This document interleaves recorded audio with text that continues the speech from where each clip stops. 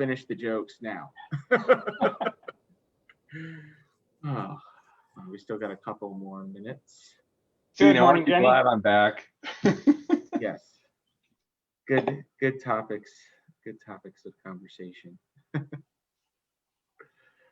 Oh man. So did everybody make sure you got your GameStop early?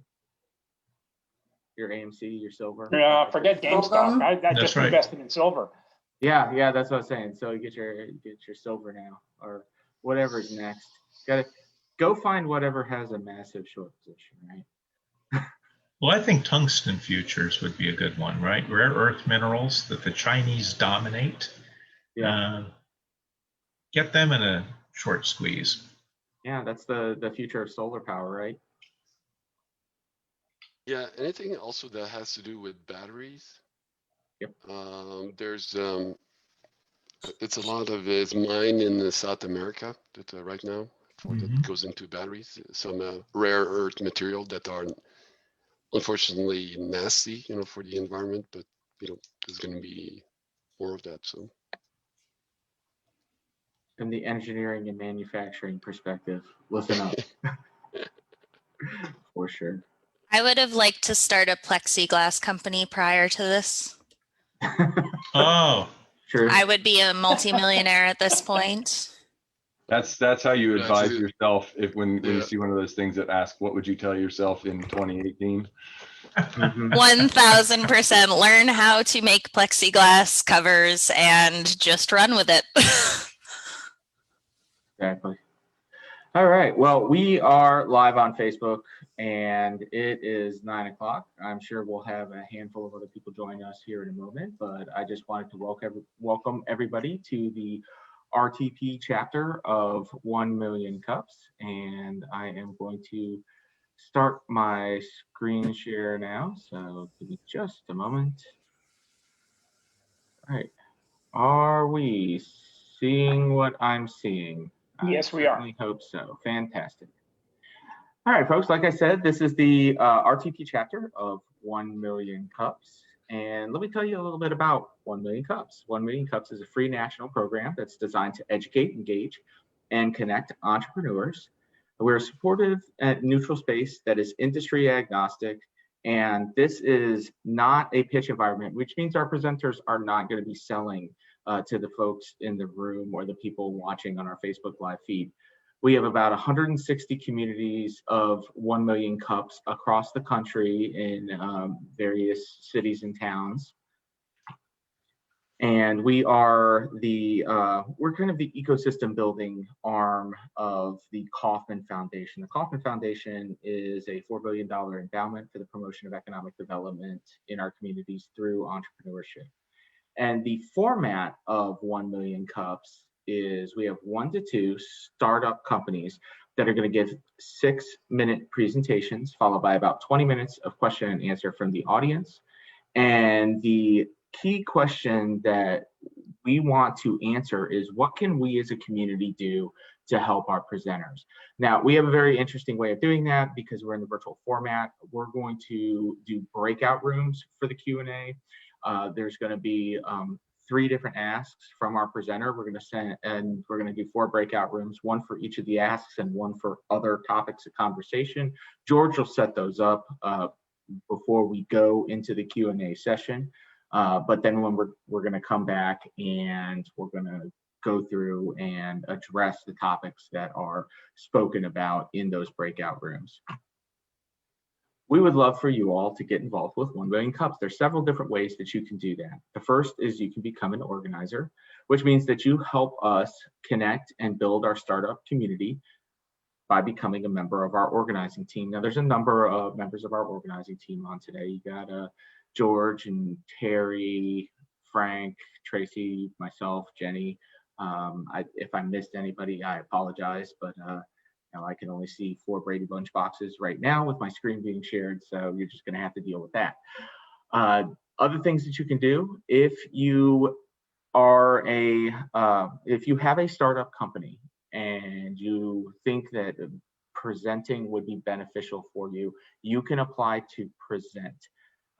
Very simple process for doing that. You go to our website, which is www.1millioncups.com/RTP, and you click the little button up at the top that says apply to present.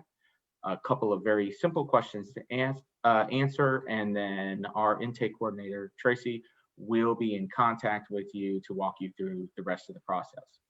Now, if you don't have a startup company, but you know somebody who does, you can refer a presenter. So please invite them to come to a future meeting. Let them see firsthand what we're all about, and they can figure out for themselves if presenting at 1 Million Cups will be beneficial to them. And then, of course, what you're doing right now, which is attend and give excellent feedback to our presenters. Those are the different ways that you can be involved, and we appreciate you for being here. I want to thank our community organizers. As I mentioned before, we've got Tracy Ames, Frank Pollock, myself, Rosalinda Cruz, Terry Conlon, George Stewart, Krista Johnson Sotomayor, which is our past lead organizer, Dan Hepworth, and our newest community organizer, Jenny Midgley. Thanks for jumping on board, Jenny. We would like to thank our community sponsors as well: Muddy Dog Roasting Company, the Global Trading Initiative at NC State, NC IDEA, American Underground, the Imperative Product Operations Company, the Massapequa Tutor, Soto IP, and New York Life. So without further ado, I'd like to welcome Edward Dawson, and he's going to tell us about his company, Selflessly, or selfless.ly. Why don't you take it away, Edward? I'm going to stop sharing and let you take over the reins here. Thank you, Dominic. I appreciate everybody for having me today. This is, I believe, my fourth RTP 1 Million Cups that I've been to, and it's been really, really interesting thus far. I'm going to go ahead and share my screen here and let you all see a little bit about Selflessly.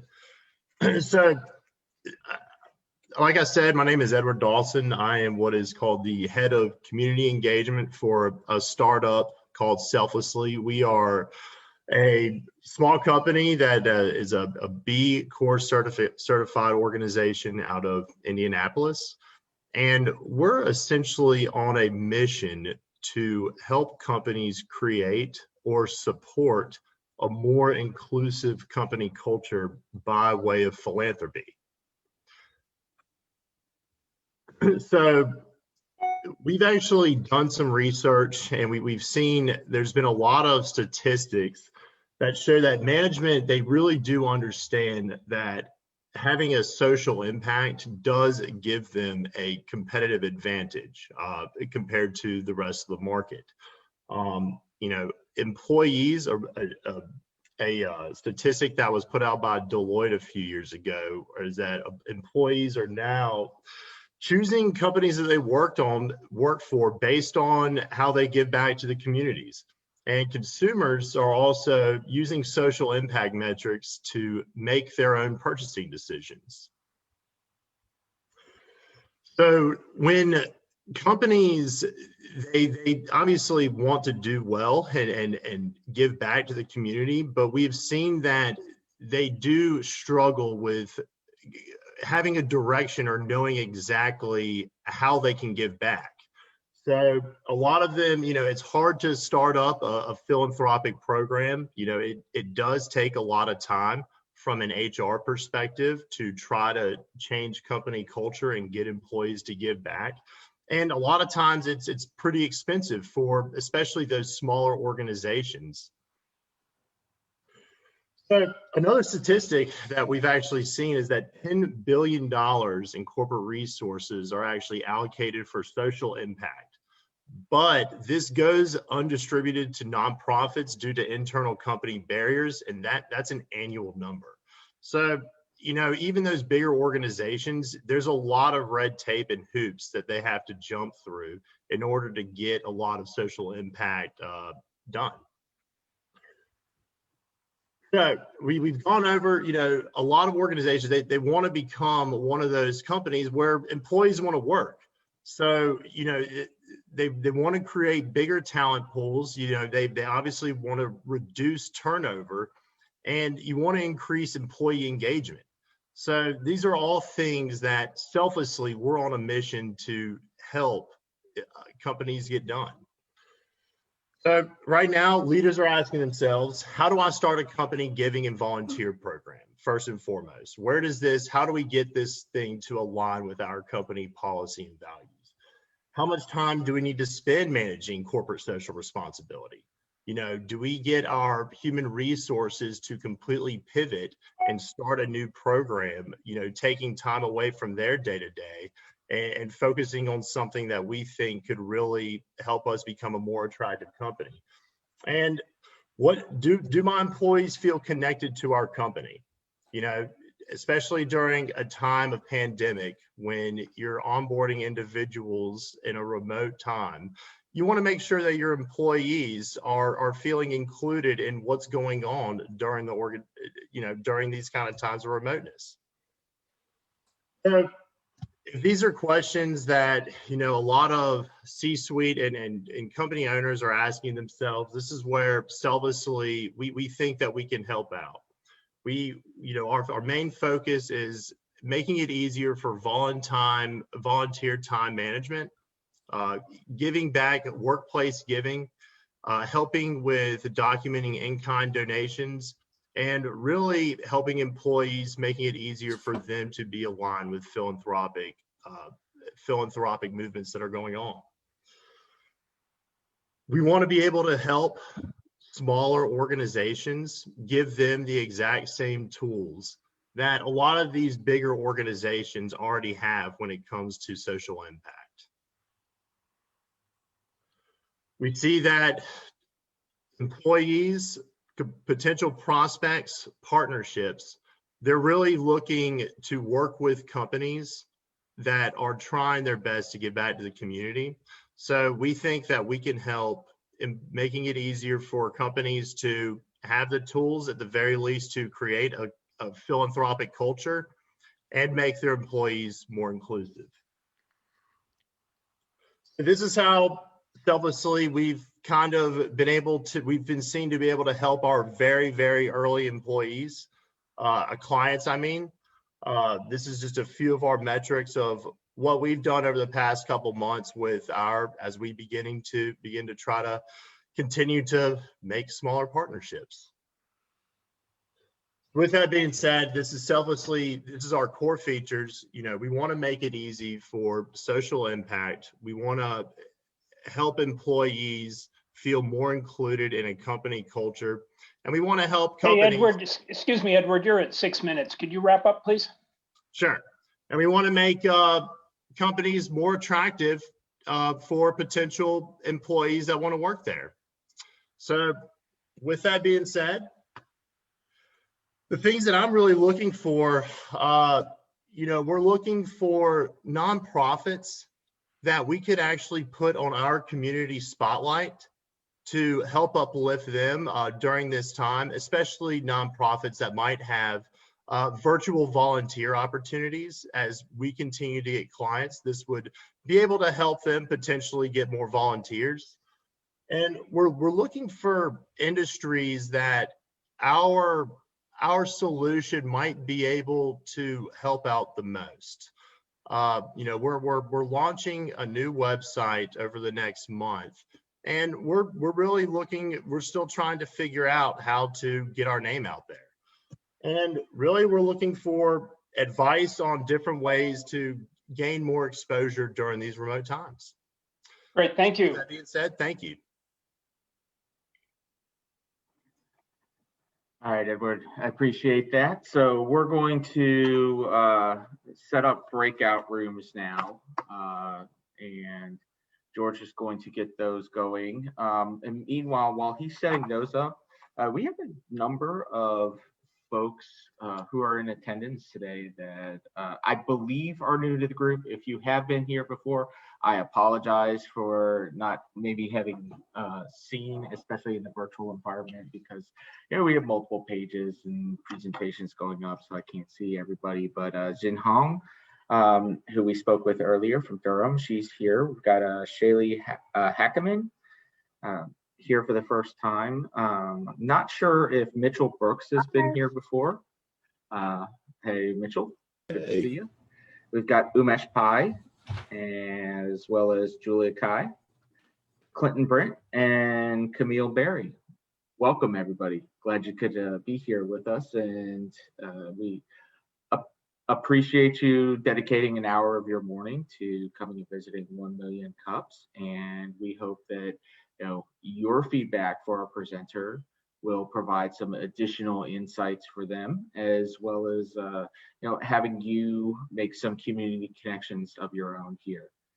So with that being said, George, are we ready to go? We'll be ready in about 30 more seconds. About 30 more seconds. Excellent. Edward, anything else that you want to share real quick? Do you have some members of your team that you want to recognize while George is wrapping up? Sure. We could recognize. So we've got a massive team of 4 people. We've got a fantastic individual named Andy Markle, who's helping out with our marketing side of things. And then our 2 co-founders, a guy named Zach Rodenbarger and Joshua Driver, who are really the brains behind our solution. Nice. Great. So we've got, we're going to do 5 breakout rooms today. We've got 30 people. So the first one will be the go-to-market strategy. Second one will be industry segments to target. The third one will be adaptation to these remote times, as Edward so eloquently put it. The fourth one is nonprofits that might be good targets. And then finally, the free-for-all other topics. So you guys have got 5 minutes. We'll come back and then we'll go around the room twice, at least twice, and ask each group to summarize or ask questions on behalf of the whole group. Hey, George, when you drop us into breakout rooms, can you drop those 5 things in the chat so we can make sure, because I didn't catch them all. I think your breakout room will be labeled with your topic. Okay.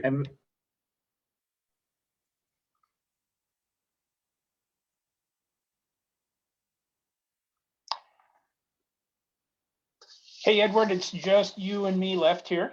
Okay. How are you doing this morning? If you're on Facebook, for those of you who are on Facebook, we will entertain questions from Facebook as well. So please use the Facebook chat capability to let us know if you have any questions or suggestions for Edward and Selflessly. So Edward, you can stop sharing now.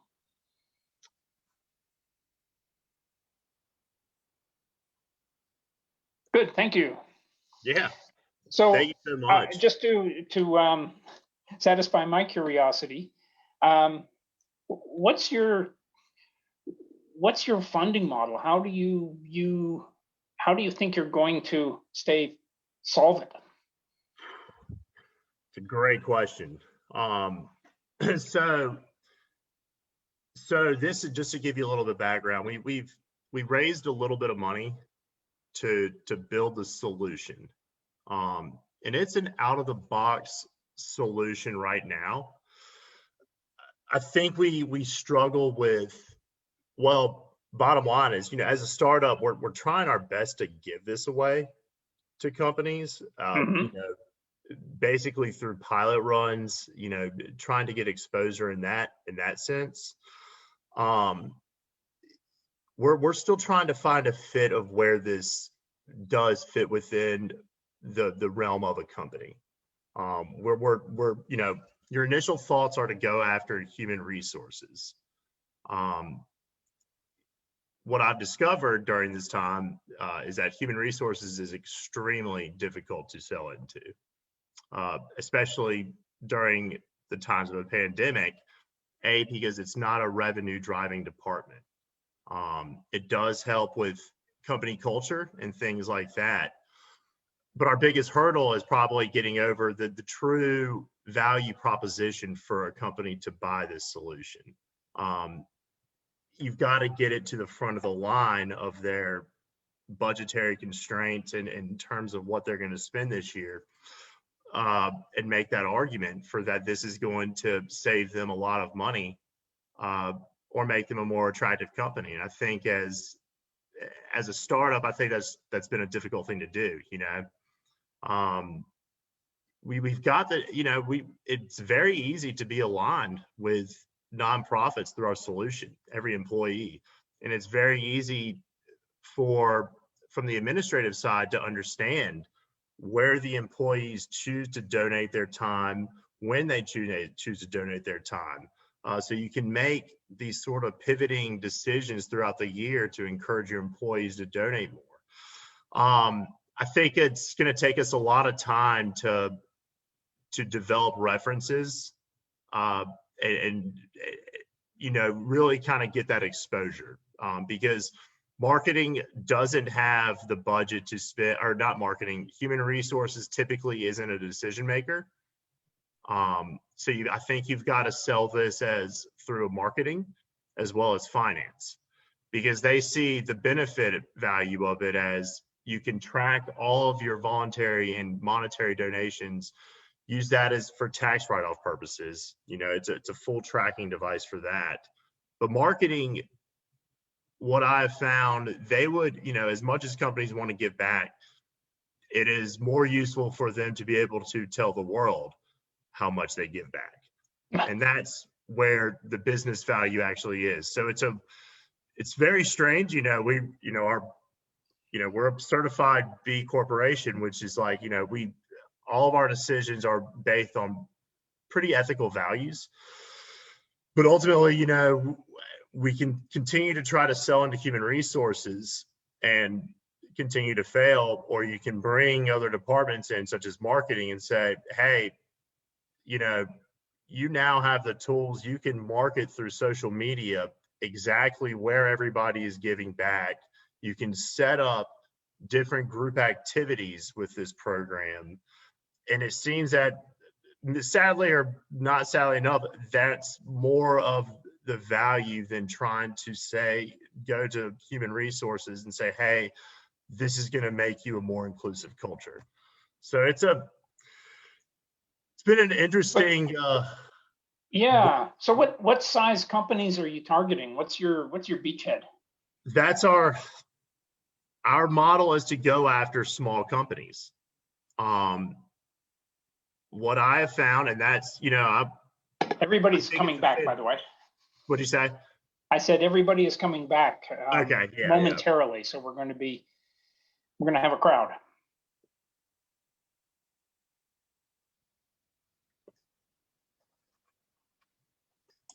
Man, that's too fast. All right. Well, that's 5 minutes. We're fast here. That is a very quick 5 minutes for sure. Well, you can complain to Zoom. Maybe their stopwatch is off. I did time it because I've often questioned George, but all right. So he's right. It was 5 minutes. It's just always a quick 5. Let's start with group number 1, the go-to-market strategy. So this is Shiley, Amy, Brittany, Camille, and Chelsea.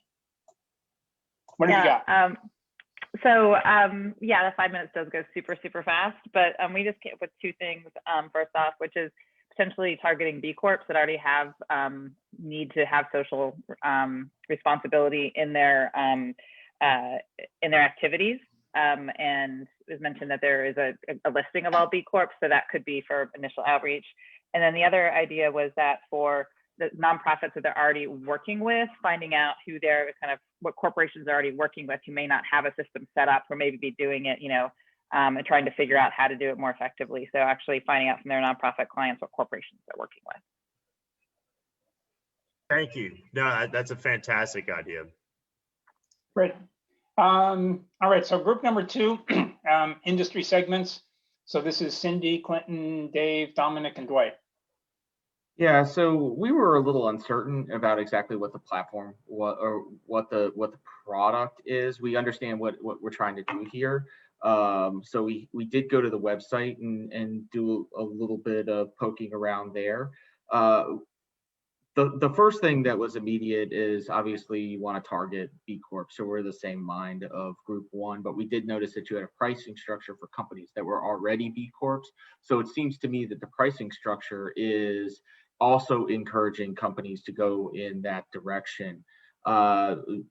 Another conversation as in industry segments to target, we don't really understand what the platform is really good for as far as types of companies, but size of companies we were able to kind of get a little bit more determination. So you've obviously targeted that one over or under 100 employees based upon your pricing structure. Large companies like Fortune 100 companies and such already have things like this in place because they have the size and the bandwidth to create their own systems. So we're thinking that this is probably more for small to mid-sized companies that want to create that kind of culture, that B Corp style culture, and not have to invent their own system. So you allow the buy-in, right? So we were having to extrapolate. So companies that aspire to are already B Corps that are in that small to medium size range. Yeah, no, I think you're absolutely right. And that is part of our business model, certainly, is to try to help the smaller, the SMB sort of organizations, give them the tools for a fraction of the cost, really. So do you have any market research that you've already done on what segments, what industries are most likely to have companies that are in that mindset? None other than through my own digging over the past 6 months, 5 months trying to make partnerships and things like that. Software is obviously somewhat of a obvious choice, but other than that, it's really been whoever's interested.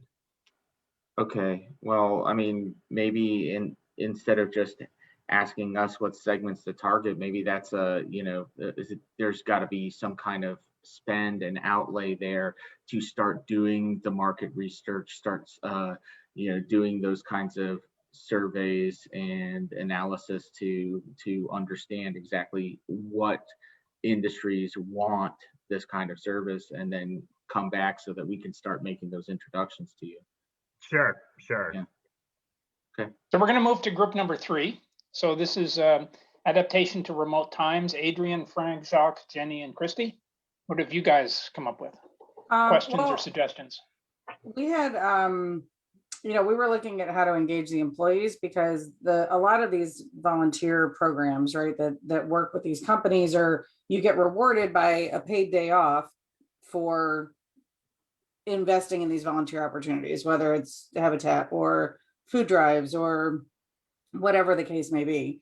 So how do you engage, right? How do you keep those employees engaged and show them, like, maybe it's creating a platform within the platform of looking at where their dollars are going. If they are someone that can't physically participate any longer because they're at a high medical risk, or looking at some of the other opportunities, like just connecting with towns, town governments and Parks and Rec and those types of things, where people can go out individually and not have to be part of a group to go volunteer to clean up a stream, or go do something else that's going to benefit their community as well as the company. And we had a benefit of having a nonprofit attorney in our group, and she had said that most of the nonprofits that she's worked with already have worked out a lot of these kinks of what they need. So just kind of connecting with the known quantities and asking what it is that they need, and then going back to the companies and saying, here's what we can do. Sure. Did I cover everything, y'all? All right. Well, we'll come back. We're going to make another, at least one more round. So let's give group number 4 a chance to talk about nonprofits to target. This is Mark, Michelle, Mike, and Mitchell. Not sure who the spokesperson was. I'll jump in. And clearly your name had to start with an M to be in that group. one of the things that came out, an idea that we had is when considering the types of nonprofits, Edward, is kind of a group activity.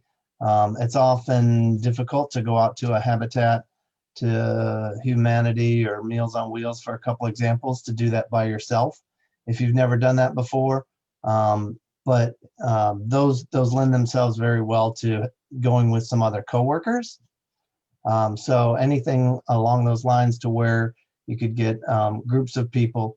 Some other ideas that popped out were Boys and Girls Clubs, different things like the Durham Rescue Mission when they, at Thanksgiving and Christmas, they're always looking for people to help cook and distribute food and different things like that. And oftentimes churches will be looking for volunteers because that gives them an opportunity to introduce their church as well, like if they're, doing a yard cleanup or something like that. So those were the things that popped out. And Michelle Campbell Time is a direct connection, somebody you need to tap on the shoulder with the Meals on Wheels. She's got some connections there that could make some introductions for you. Mike, thank you so much. I really appreciate it. All of that's really, really interesting advice.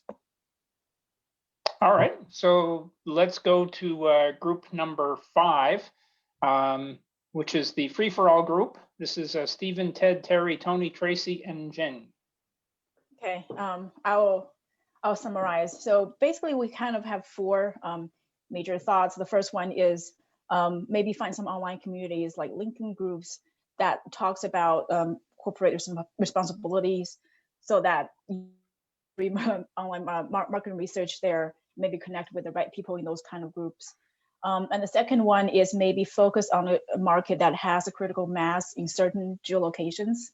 And then the third one is maybe focus on certain industries or certain sets of companies. For example, this kind of overlap with, I think, the first or the second group. Some smaller companies who traditionally don't have dedicated resources to focus on this type of responsibilities. And then the last one is, are you guys considering integrating with some other technologies, for example, payroll systems or tracking the volunteer time? Maybe that's a kind of like an add-on value to you guys and to your clients. Yes, our system, it does track all the volunteer, it does have the volunteer value tracking aspect of it in our solution. And yes, it does sit on top of payroll and can connect to bank accounts. So yeah. Well, all right. Thank you. Very helpful. Question. Edward, does your system have an app then that each individual can go out and track their time? It's yes, it's on. It's so, we want to sell this to the smaller medium businesses, and each employee in that have their own dashboard. So yes, they can actually see how much they have volunteered or given monetary donations throughout the year. And it also, the idea is that the opportunities, one of the bigger parts of our solution, it's if you typed in your zip code on our platform, it's going to show you those different volunteer opportunities that align with what you believe in and that are currently going on in the area. Cool, thank you. All right, so let's try again with group number 1. This is a second run through. So Shiley, Amy, Brittany, Camille, and Chelsea. Did anything else come to mind? Any other suggestions or questions? We only had the 2 that we had talked about. The time went really fast. I don't know if anyone else has anything that can come up, during the conversation. Yeah. All right. Oh, go ahead, please, Brittany. Oh, I was going to say, just a thought would be, even like, for example, if you do have a filter down, or I always say LinkedIn, but a way to filter through organizations via either a CRM, or if you just want to do a data sweep. One thing that I do all the time is I'm, a business development manager. So I call upon companies that already have a solution for us in place, but it's just not working. So one thing that is always an easy go-to-market strategy is to find someone who's already doing volunteer, already doing programming, has it displayed proudly on their website, and then you call them and say, hey, how is it actually working? Like, this is a great stock image of you guys, digging a ditch, but when's the last time in 5 years that you built a park or did anything? And maybe having that conversation around, the structure that you can provide them to make sure that their people are a little more engaged. No, thank you, Brittany. That's a fantastic idea. And I think, Brittany, to pick up, you also had an idea about hotlines, which are not local and do operate in these remote times. Yeah, I've previously, and it's a variance because obviously Suicide Hotline is a paid volunteering opportunity in a lot of scenarios, just because it is a heavier responsibility. But there are depression recovery sites, even AA, they're moving virtual, and just having people, maybe not sharing the same experiences, but just voicing the phone in case people, have that urge to drink. So although those are heavier opportunities, they're ones that are purely virtual. You can set up in a system, identify yourself as an accountee, and then jump on the line for an hour or two when you have time, because that's the highest flexibility. You can volunteer between, at 5 a.m. or 12 at midnight. There's always people calling into those. No, yeah, that's fantastic. And that's the stuff like that will really help us out, because obviously during remote times, the opportunities section on our website, there's more few and far between in-person opportunities to volunteer during this time. And that just that's unfortunate. So, we're looking at anything that can help us make it more robust, is really gonna help out in the long run. So thank you. All right, let's go to group number 2. Glad you got a good idea from that group. Let's see if you can one up number 1. So this is Cindy, Clinton, Dave, Dominic, and Dwight. Anything else, guys? David, Cindy, you'd like to add anything, or Clinton as well? I think Dave had a comment in the chat that might be worth bringing up. I did put the comment in there. I think what's a little bit unclear right now is who it's for and what it's for. And I think those two questions are really super important. You talk about corporate culture and in community development, which are good things, and these are things that contribute to it, but you talk about transformation of it, and that's a pretty heavy market right now, as opposed to when you're talking about actually corporate giving. So it's not clear who in the organization is responsible for that, and that they can look at your site and hear your message and say, oh, that's me, I have to talk to Selflessly. So that might actually, spending a little bit of time working on that persona and getting that message really clear about what it's for and why their status goes up if they work with you, would actually potentially help you really zero in on those companies and markets where those people have that particular pain point. Sure, and that's sort of what a lot of our discovery has been, is we've been really kind of going after the people with job titles, VP of Culture, Equity, Inclusion, Diversity, Chief People Officer, all these individuals that are sort of related to the Human Resources Department, fairly newer titles over the past 10 years. These are a little bit different than your traditional sort of director kind of roles, but it's something that we've seen certainly pop up. And that's typically the individual that we see benefiting the most from this, because it's, you can tangibly measure to a degree what your company culture is with our solution.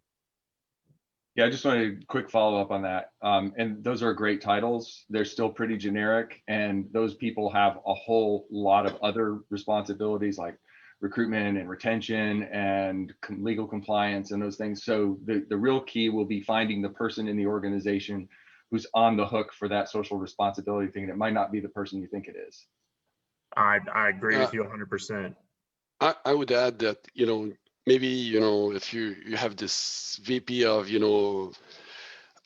more corporate that look after this, but there's a lot of corporation in the medium size that don't have that person dedicated, and they might, I don't think they know the language, all the language. They want to get there, but they need to be taken there and understand what a B Corp is and what's the process. So I think in the medium-sized company, there's a lot of company that are would benefit from hearing from you, but the message need to be probably clearer for them, more broken down to their level. Yeah, thank you, Jacques. That's it's certainly, it's all educational, right? That's sort of what you're doing when every kind of prospect you're going after, you're trying to educate them. So it's these are all certainly the hurdles of partnerships that we're going through. Mm-hmm. So let's move to group 3 and give them a second kick at the can. So this is adaptation to remote times. Adrian, Frank, Jacques, Jenny, and Christy. I'm just I'll let everybody else have a say. I just I had some ideas while everybody else was talking. I think one of the big things that it's important to recognize right now is the generosity fatigue that is taking place with the pandemic, with everything shutting down. Like, everyone's being asked to sacrifice, to give something to, so if there's a way to create meaningful conversations with schools, with hospitals, and not the higher ups at the hospitals. I'm talking about the discharge planners and the social workers and the charge nurses and the nurse. My former career. That's where, like, those people are struggling to find resources in the community because everyone's tapped out. So if you can get your hand, get into the National Association of Social Workers and ask them, like, what are you advocating for? Where are the gaps? Where are go find the public health offices and say, go get into the legislation piece and say, where in the public health issue, like, where are the issues? Where are the gaps? Where can we step in and kind of be that bridge and provide that education to the masses that this kind of thing exists and that we can help? Fantastic point. I think I've had some smaller conversations around that level, and everything during those conversations alluded to exactly what you were saying. And that's certainly, it's a lot to think about. I think it's absolutely a fantastic vertical. The schools, that's just as thoughtful. I had a random conversation the other day where there's some private schools that now are requiring their children to volunteer. And that's something that wasn't. We had to. Is that not a thing anymore? Like, I had to volunteer. Jimmy, I didn't. In public school. But it's they wanted to be able to give more options and make it easier to find opportunities to volunteer. So it's just something that during this time, just another vertical to think about, I suppose. Mm-hmm.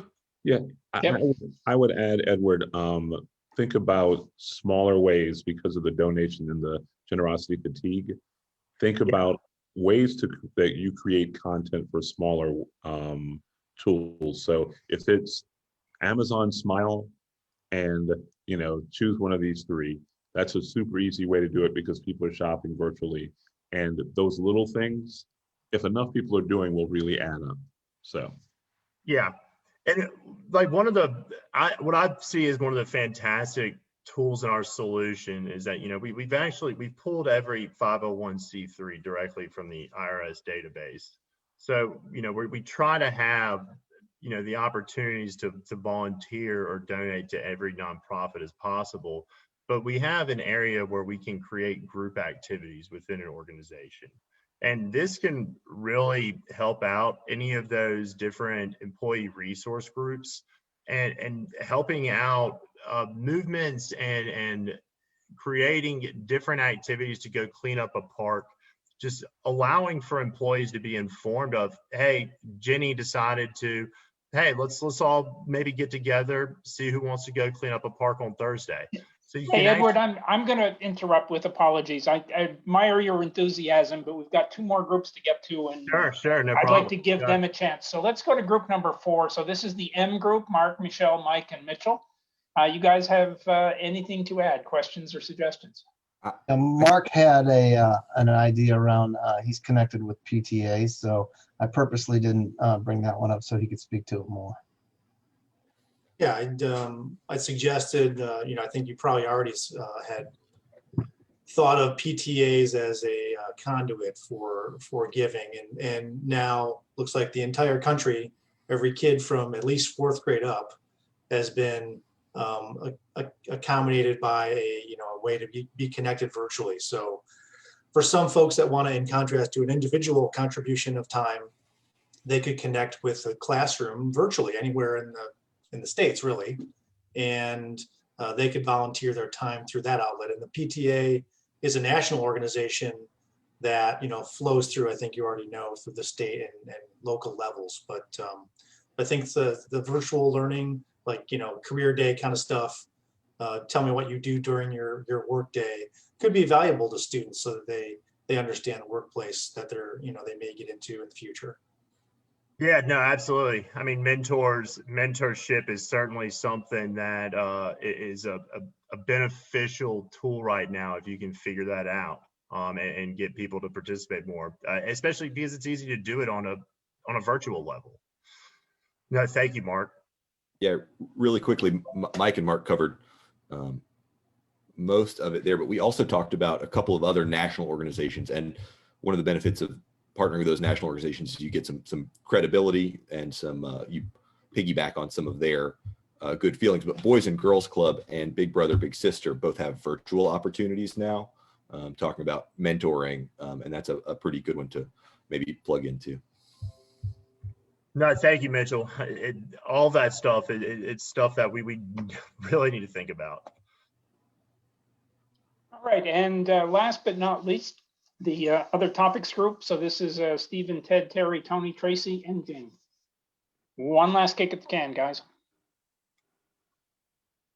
So I do have another thought. So I think there are some companies, for example, on healthcare insurance, they kind of naturally care because of their core business. They naturally care about some segments of the society, for example, low income, really bad health conditions. Those people, if those people are their members, they can drive up the health costs for these type of health insurance companies. I know that in some of these companies, they have this social impact department, which is really important to them.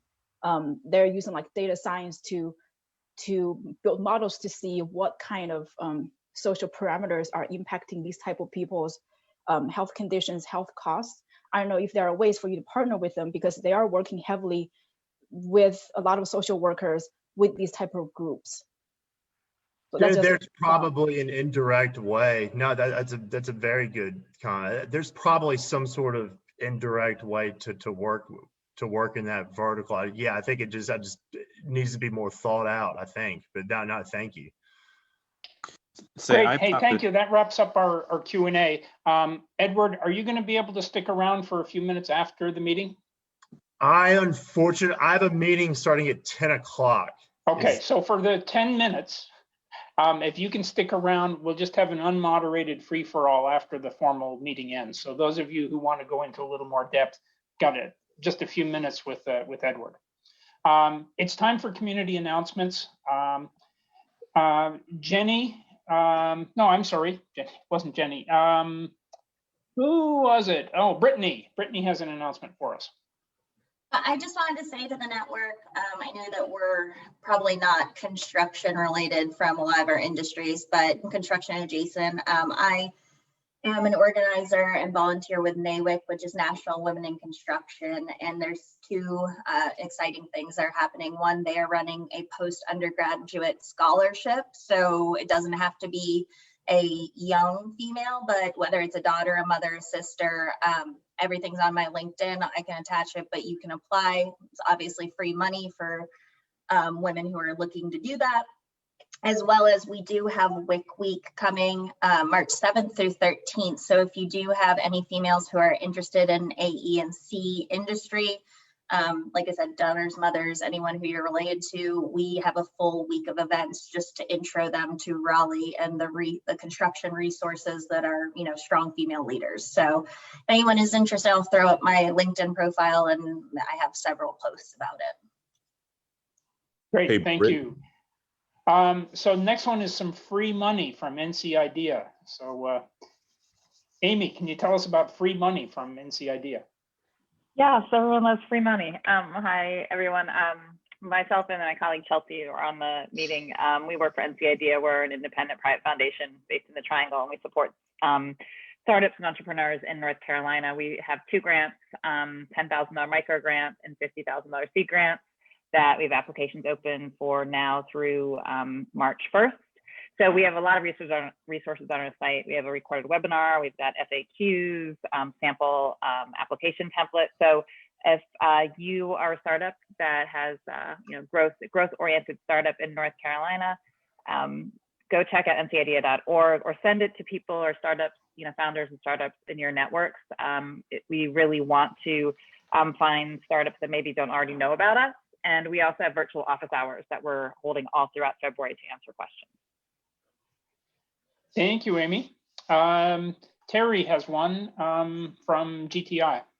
Yeah, GTI, which is affiliated with NC State, has a mentoring need for SCHEMA students. SCHEMA is a global university initially based in France that works out of Raleigh Centennial campus. So Randy Schall is the contact. He's part of our community as well, and they've had a recent need because they chose not to shut down. And so they're occupying space at NC State, and they have some people, mostly master's degree students, who need people from the community to mentor them a little bit. So I'm putting contact information in the chat right now. All right, great, thank you. And last but not least, Mark has an ask for some very young entrepreneurs. Well, yeah, thanks, George. I'm still seeking as many as I can get. If you know anybody or you're involved with a company that does some cool stuff that middle schoolers may be interested to know about, I'd like to host some innovation interviews in lieu of a science fair this year. So I'll put that in the chat. There's a link to sign up. Just a 5-minute conversation about what the technology is and where it came about, and just so that the middle schoolers can understand how innovation works. Thanks. Great, thank you. And then over to you, Dominic, for a wrap up.